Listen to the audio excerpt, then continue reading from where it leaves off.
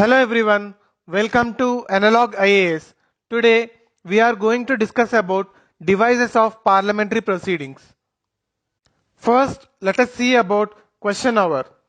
The first hour of every parliamentary sitting is slotted for this question hour.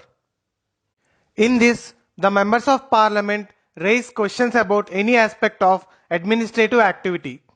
The concerned minister is obliged to answer to that particular question either orally or in writing depending on the type of question raised. There are three types of questions. They are start question, unstart question and short notice question.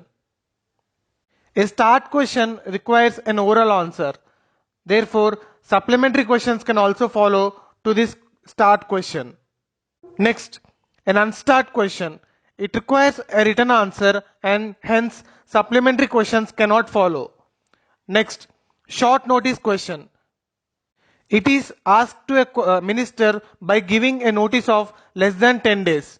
It should be answered orally. Also remember that question hour is mentioned in the rules of procedure. Next, coming to the 0 hour.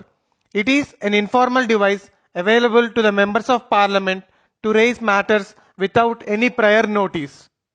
The 0 hour denotes the time immediately following the question hour in both houses of parliament. This is about 12 noon, which is why it is called 0 hour.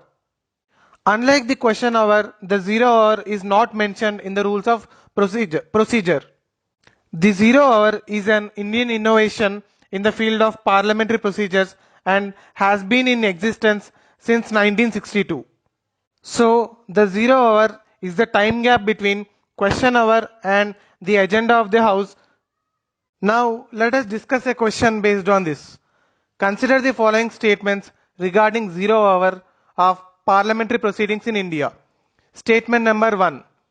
It is a device under rules of procedure to raise matters without any prior notice.